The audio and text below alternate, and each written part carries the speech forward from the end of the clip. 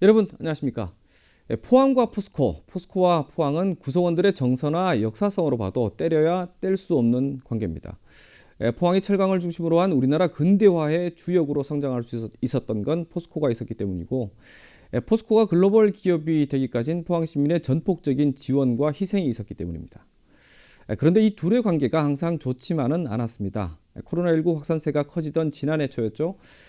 포스코가 지주사 체제로 전환하겠다고 발표하면서 지주사 본사를 서울에 두겠다는 방침 때문에 지역사회의 반발이 컸고, 결국 본사 주소지를 포항으로 이전하기로 하는 과정에서 홍역을 치렀습니다.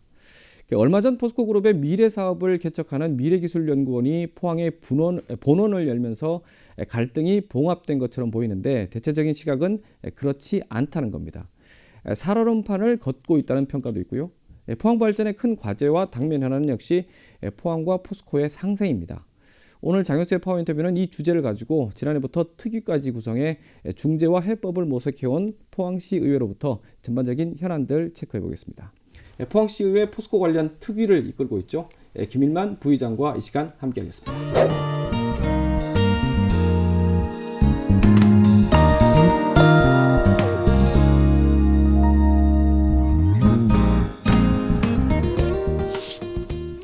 부회장님 안녕하십니까? 예, 반갑습니다.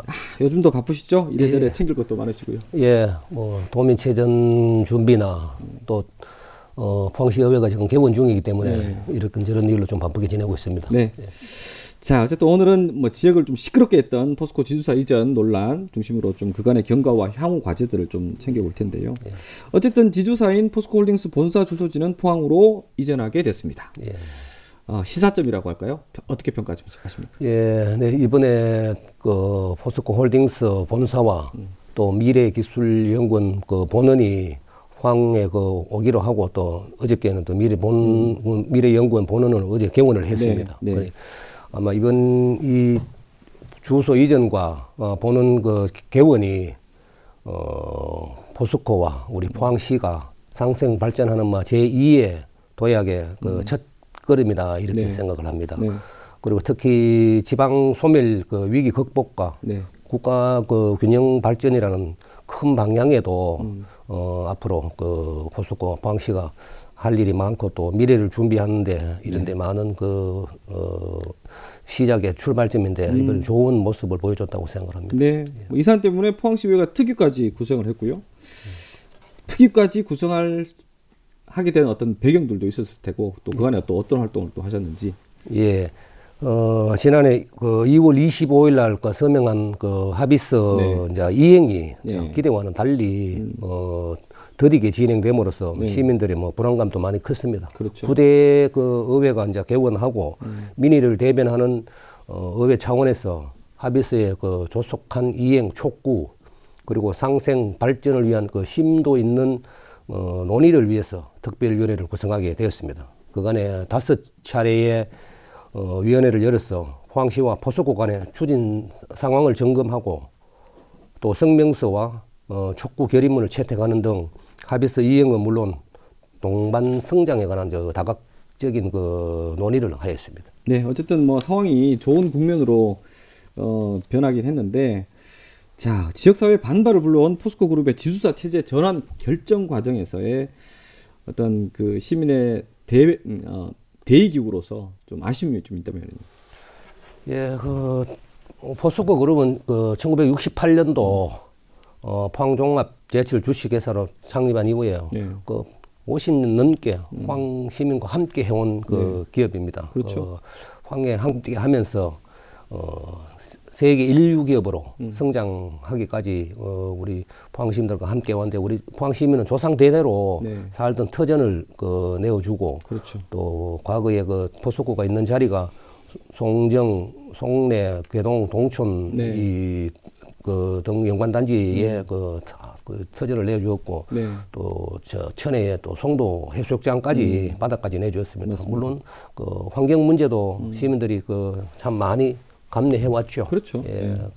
이처럼 희생을 그 감내해오고, 포항 시민은 포스코와 그 형제라고 생각하고 이렇게 쭉 살아온 그 세월이었었는데, 이번에 결정이 그 너무 빠른 시민들과 소통 없는 네. 어떤 그런 그 빠른 결정에 대해서 네. 아쉬운 게 많고 지역 사회 발전을 위해서 그 역할과 책임을 다한다는 우리 포스코의 기업 시민 헌장에 부합하도록 네. 앞으로도 지역 사회와 충분한 논의 과정이 전제되어야 할 것이라고 봅니다. 네.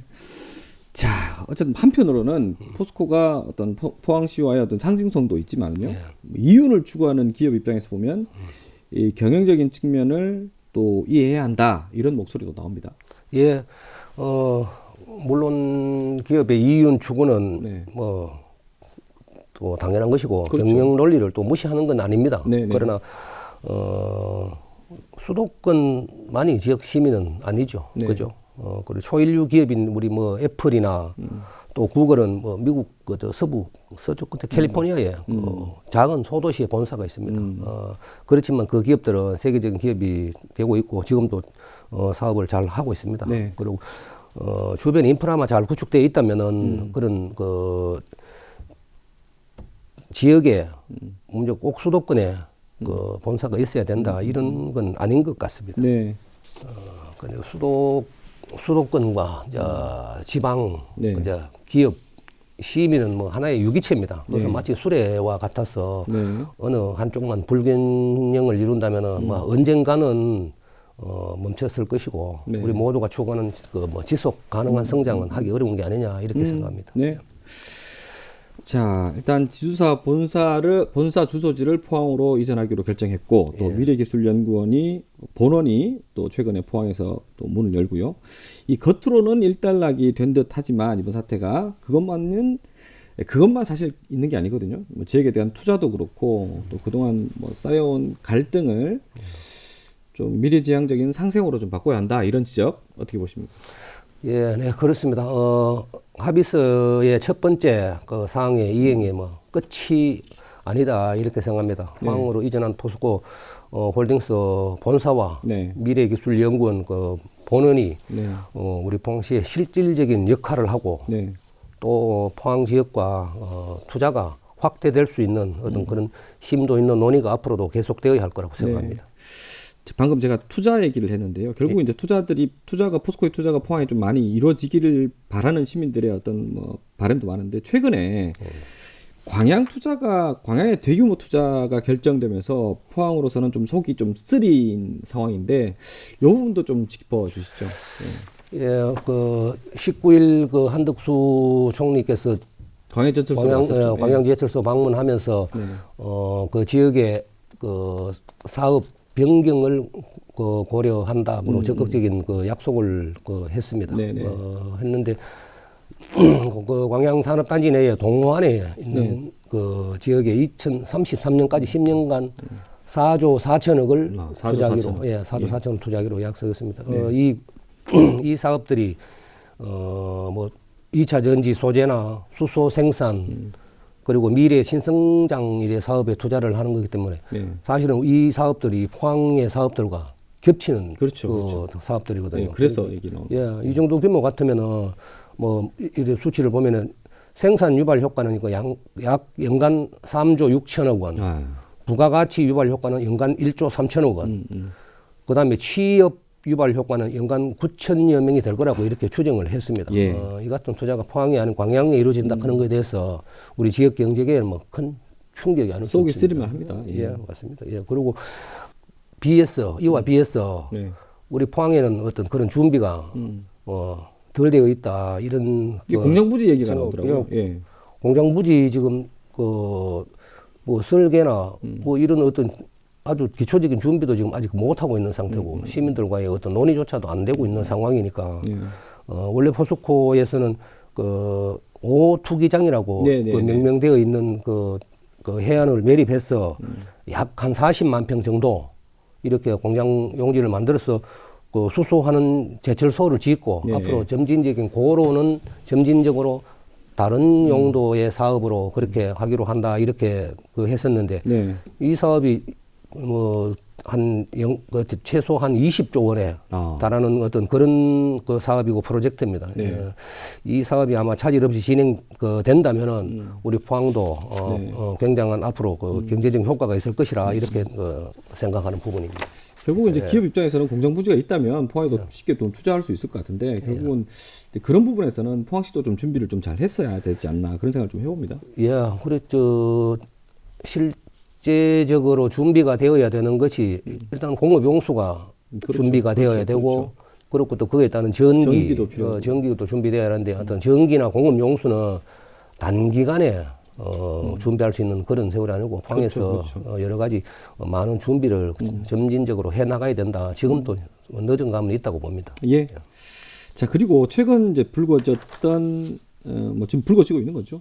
포스코 정비 자회사 설립 예. 이 논란도 지금 후폭풍이 커지는데 자 이 부분은 좀 어떻게 보십니까? 예, 최근에 포스코에서 이게 갑자기 이루어졌습니다. 3월 17일 주총 끝나고 네. 바로 이렇게 발표가 되었는데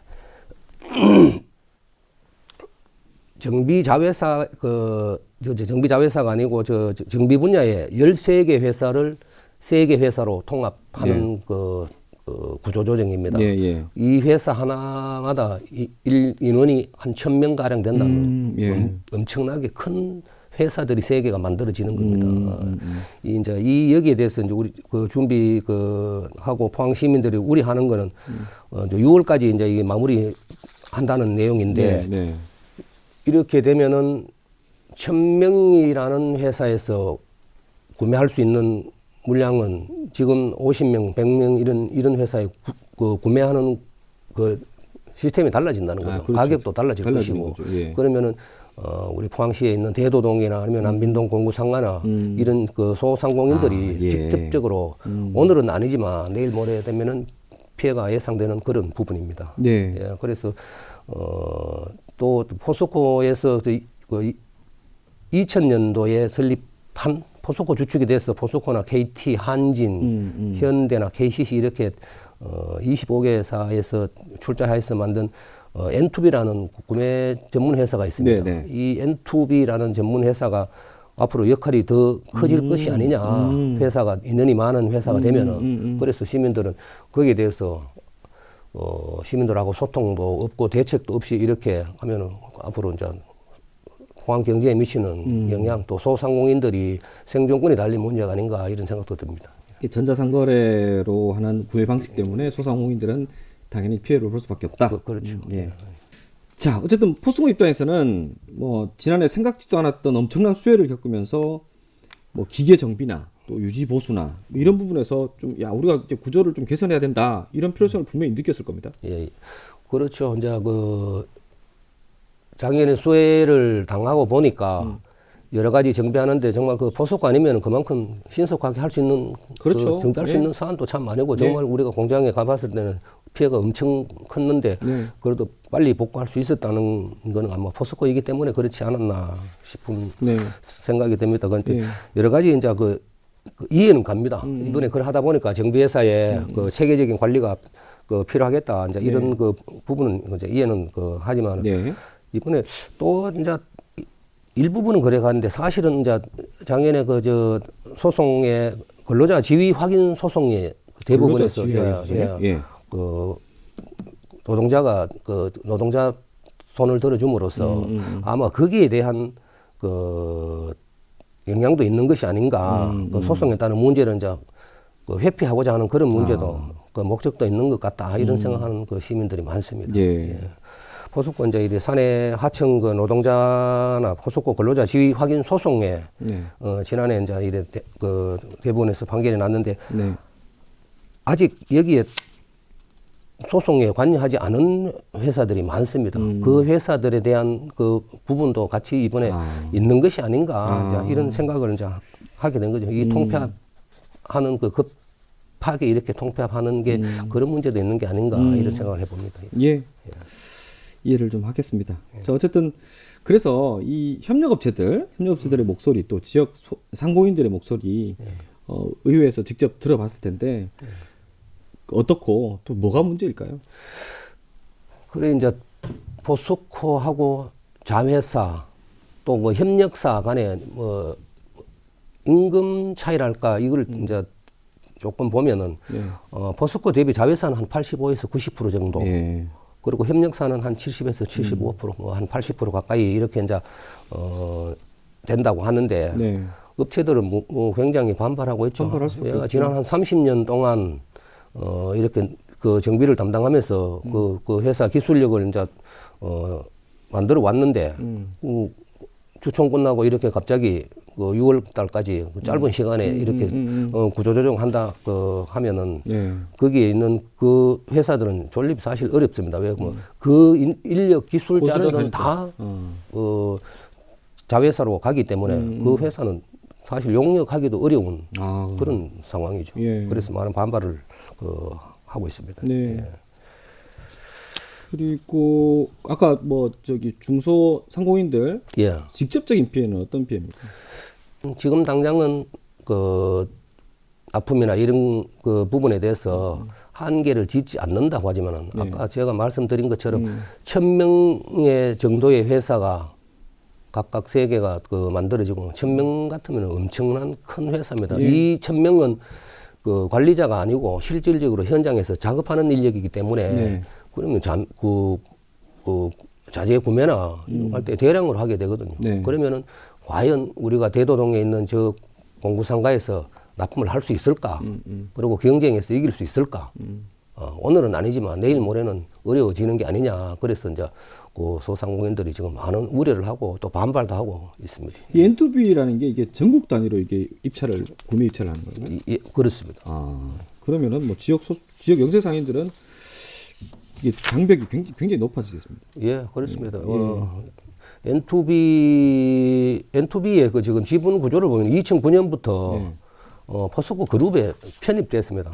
포스코 그 지분이 69.3%, 꽤 됐네요. 3% 되어 있습니다. 그래서 이제 이 소상공인들이나 포항 시민들은 그 N2B의 장벽을 어떻게 조정해 줄 것인가 그런 거에 대해서는 그 포스코 측에 구체적인 그 답을 그 요구를 하고 있습니다. 계속 이제 포항시의회 특위도 그렇고 포항시의회 또 포스코가 계속 이제 좀 소통을 계속 하고 있지 않습니까? 예. 또 어떤 시민들의 목소리를 좀 잘 좀 들어라 이렇게 또 요구를 했을 텐데 좀 시간이 너무 좀 촉박한 그런 느낌이 좀 듭니다. 예. 네.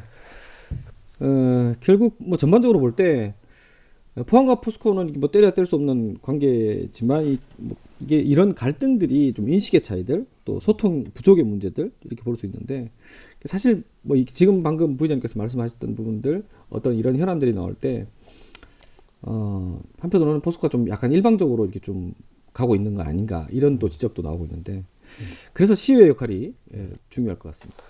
예, 아까 말씀드렸지만 주총 끝나고 3월 17일 주총 끝나고 이렇게 갑자기 그 협력사들 그리고 그 안에 있는 직원들 그 안에 있는 납품업체들이나 여러 그 경제 구조가 있지 않습니까?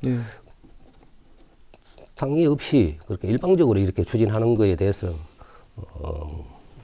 우려를 많고 또 포스코의 기업 활동에 대해서 정말 뭐 시민들이 간섭은 할 수는 없지만 왈가왈부를 할 수는 없지만 이게 지금 관계 자체가 50년 넘게 같이 해온 이 관계에서 시민들은 이제 그런 우려를 하고 또 한편으로서는 목소리가 크게 요구를 하고 있는 그런 상황입니다. 네. 아마 우리 시의회에서도 우리 특별위원회도 마찬가지고 시의회 전체에서 의회 차원에서 이건 시민의 그 안녕이 달려 있는 문제니까 앞으로도 많은 그 중간에 역할을 해야 된다고 생각하고 또 그래 할 그 생각입니다. 좀 많이 하셔야 될 것 같습니다. 포항 시민들 입장에서는 왜냐하면 포항 시민들 같은 경우에는 웬만한 집에는 가족 구성원 중에 한 명은 포스코 관계가 되지 않습니까? 예, 그만큼 또 관계가 그렇습니다. 이번에 이 문제가 나오고 그 보니까 대부분의 포항의 시민들은 포스코 직원과 관련이 있든지 아니면 그 옆 주변 회사, 자회사, 뭐 납품 회사에 다 관련이 있어서 자기 그 주장들을 함부로 못하는 그런 상황도 제가 지켜봤습니다. 참 애매한 관계이긴 합니다. 자, 어쨌든 자 9대 포항시의회 전반기가 시의회 얘기 좀 할게요. 9대 포항시의회 전반기가 이제 1년을 앞두고 있는데 뭐 6월이면 이제 또 1년을 다 채우는데 부의장 중책 참 좀 무겁긴 했지만 좀 어려운 시기에도 부의장을 맡았지 않습니까? 예, 예. 지난 1년 좀 섣부르긴 하지만 어떻게 되돌아보십니까? 예, 의회 그 개원하자마자 태풍 힘남로로 인해서 태풍으로 인해서 가장 큰 규모의 그 피해가 아니었나 싶고 또 그렇죠. 그 전 4년 전에 또 지진으로 인해서 또 그 대한민국의 국가의 그 잘못으로 인해서 그 지진으로 인해서 큰 피해를 두 번 이렇게 겪었습니다. 네. 그래서 그 포항시 의회가 저 태풍 복구 그리고 지진 복구가 아직 아물진 않은 상태에서 뭐 태풍 복구나 이런 여러 가지 일들이 많았습니다만 이제 포스코 지난 한 해를 돌이켜 보면 포스코 그 홀딩스의 본사와 미래기술연구원 본원을 포항으로 뭐 유치한 그 기억이 가장 중요한 기억이 아닌가 싶고 또 그 부분에서는 포항시민 범대위나 포항시나 경제계 다 각도로 다 같은 한 마음으로 했기 때문에 그렇게 네. 이루어진 것이 아닌가 싶어서 그 성과를 뭐 제일 크게 좀 들 수 있겠고 네. 그다음에 태풍 피해 복구하는데 우리들 힘을 다 합해서 네. 그래 했고 공동주택관리 조례안 개정이나 또 살값 폭락에 대한 그렇죠. 어떤 그런 우리 그 의회 차원의 그 건의문이나 성명서 이렇게 결의문을 이제 내고 한 그 기억들이 좋은 기억으로 이제 남습니다. 네. 앞으로도 포항시의회는 아마 그 시민들하고 시민들의 눈높이에 맞춰서 늘 그러셔야 같이 됩니다. 활동할 계획입니다. 예. 작년에 좀 흰남노로 좀 큰 피해를 입었고 좀 특히나 이제 그러다 보니까 뭐 포스코도 물론 그렇게 힘들었고 그렇게 힘들다 보니까 연관산업까지 다 그랬었는데 특히나 이제 우리 지역의 소상공인 같은 경우에는 뭐 골목 상권 우리 이제 지역의 저변에 깔려 있는 어떤 지역 경제계가 예. 코로나19가 한참인데 또 태풍까지 맞아버렸어요. 그러다 보니까 정말 이 후유증이 좀 곱하기 한 몇 배가 되는 거 있는데 예. 그런 부분들을 좀 시의회도 좀 계속 좀 들여다봐야 될 것 같습니다. 예, 조금 전에 말씀드린 어떤 그 지진과 코로나 그리고 태풍 이렇게 그 계속 어려움이 겹치면서 다른 지역보다도 특히 포항 그러니까요. 그 시민들은 피해가 많고 그 경제 상황도 정말 어려워졌습니다. 여기 이제 뭐 피해 이제 구제 지원금 그다음에 뭐 세제 감면 민생 경제 안정화 대책 이런 걸 참 많이 추진해 왔지만은 사실 피부로 느끼기에는 아직까지 많이 어려운 그런 상황입니다. 지역 경제에 조금 더 도움되는 어떤 그런 그 사업들을 진행하지 않으면은 장기적인 경기 침체에 빠질 수도 있다 이렇게 그렇죠. 생각을 하고 있습니다. 예. 뭐 최상의 방법 지역 경제를 살리는 거지만 뭐 세금을 무작정 쏟아붓는다고 뭐 인위적인 부양을 한다 해서 네, 네. 뭐 소상인들 살아나는 건 아니고 소상인 공인들이 스스로 살아날 수 있는 그런 점진적인 어떤 그 계획들을 가지고 사업들을 추진해 나가야 되지 않는가 그렇게 생각합니다. 그래서 막 우리가 오늘 주제가 이제 포스코와 포항의 관계인데 포스코만 찾아볼 수는 없는 상태고 어쩌면 그래서 아까 지진 뭐 코로나 태풍 이런 상황이다 보니까 상대적으로 포스코가 지주사를 전환하고 포스코에 투자나 이런 논란이 있을 때 우리 포항 시민들이 상대적으로 좀 더 섭섭해하지 않나 이런 생각을 좀 해봅니다. 그렇습니다. 예. 맞습니다. 예. 자, 경제가 어렵다 보니까 민생이나 복지 이런 부분도 정책적 대안을 좀 요구하는 목소리는 갈수록 커지고 있습니다. 예. 또 인구도 줄고 있고요. 자, 피부로 좀 와닿을 수 있는 조례, 민생 조례 이런 것들이 좀 늘어나려면은 의원들이 진짜 연구도 많이 하고 또 연구 활동도 많이 해야 되고 또 협치도 같이 해야 되고 이런 부분이 좀 굉장히 중요할 것 같은데 부의장으로서 한 말씀 해주시죠. 예. 포항 시민의 경제나 아니면 국가적인 그 차원에서도 기초 그 의회에서 네. 그게 걸맞는 공부 들도 많이 돼야 되고 또 거기에 대한 그 우리 포항시 그 의회에서도 스타디 그룹을 그 두 개를 구성해서 스타디 그룹을 해서 의원들이 공부도 하고 거기에 대해서 그 여러 가지 토론이나 이렇게 하고 있습니다. 앞으로도 포항시 의회가 공부하는 의회 또 그리고 연구하는 그런 그 의회가 돼야 되겠습니다. 예. 네. 자, 이제 포항시의회가 이제 1년 끝나고 이제 뭐 전반기에 후반기로 이제 접어들 텐데 후반기 쪽에 후반기 때 이제 좀 더 신경을 좀 써야 될 부분이 있다면은 뭐 어떤 부분이 있을까요? 이거는 뭐 질문이 없는 내용이지만. 예. 그 의원들 분포를 보면은 지금 그 국민의힘이 23명 그리고 민주당 7명, 네, 무소속도 그리고 무소속이 이제 세 분 이래 계시는데 아마 이런 정당하고 관계없이 정말 그 시민을 위한 어떤 그런 그 마음으로 또 후반기뿐 아니고 지금부터라도 그렇게 해나가고 지금도 그런 노력을 하고 있고 뭐 의장님과 제가 늘 이제 그런 부분에 대해서는 같이 많이 고민을 하고 있습니다. 포스코 관련 특위는 계속 활동을 하시는 겁니까? 어떻습니까? 포스코 특위는 지금 아직 아마 갈 길이 많이 있다고 봅니다. 이 특위가 홀딩스나 미래연구원 이 관계가 아니고 앞으로 그 상생 발전을 위한 투자 계획 그리고 아까 그 전자에 언급된 포항의 공업 용지 부지나 아니면은 뭐 전기 그리고 공업 용수 이 관계에 대해서도 아마 그 방향을 잡아야 되지 않는가 싶어서 아마 좀 당분간 아마 조금 더 지속될 것 같습니다. 이제 그런 부분도 있겠지만 그래도 포스코가 지금 포항의 2차 전지나 이런 부분에서는 투자를 계속 하고 있지 않습니까? 예. 그런 부분들도 사실은 잘하고 있는 부분들은 또 잘하고 있다고 또 격려를 해줘야 될 부분 아니겠습니까? 예, 그렇습니다. 포스코만 그 나무랄 게 아니고 그럼요. 우리 포항 시민들도 포스코가 사업을 잘할 수 있도록 그런 그 기반 조성이나 또 그리고 첫 번째 관계 개선을 많이 해나가야 된다는 생각을 합니다. 마주 보는 것보다는 옆으로 함께 어깨동무하고 가는 게 훨씬 더 좋은 말씀이고 투자도 만들어낼 수 있는 길이 아닌가 그렇게 생각합니다. 아주 좋은 말씀이십니다.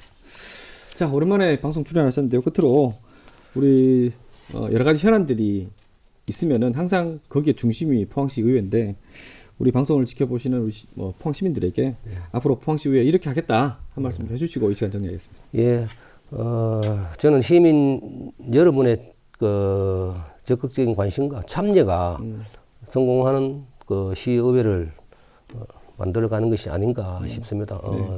그 시의회는 시민들이 늘 지켜보고 있다고 생각하고 그렇게 또 활동을 하고 있고 그래서 존재하는 거라고 생각합니다. 시민 여러분의 관심과 참여, 질책과 성원이 있어야 우리 시의회가 신뢰받는 그 의정이 된다, 힘 있는 의회가 될 수 있다 이렇게 생각합니다.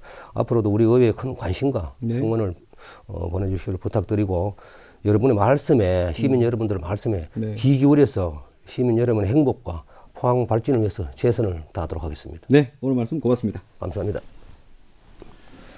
네, 올해는 포항 제철소에서 첫 쇳물이 출선한 지 50주년이 되는 해입니다. 지난 반세기 포스코는 포항 시민의 자부심이자 소중한 자산이었죠. 숱한 일들이 있었고 간혹 그 과정에서 빚어진 갈등의 단초라면 소통이라고 할 수 있습니다. 포스코가 지역경제와 지역민 삶에 큰 비중을 차지하고 있는 만큼 지역사회에 영향을 미칠 수 있는 중요한 사안에 대해서는 충분히 소통하는 자세가 필요합니다. 포항시도 마찬가지고요. 그게 신뢰의 시작이니까요. 장효수의 포항 인터뷰 오늘 준비한 소는 여기까지입니다. 함께해 주신 여러분 고맙습니다.